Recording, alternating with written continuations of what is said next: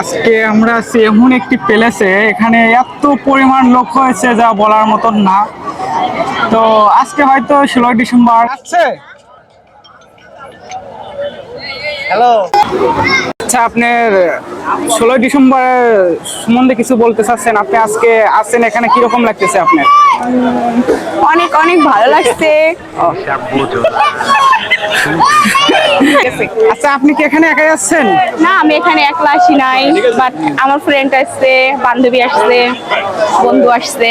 ও, আপনি কখন আসছেন এখানে? আসছি তো বিকাল 5টার দিকে। তো অনেক ভালো লাগছে।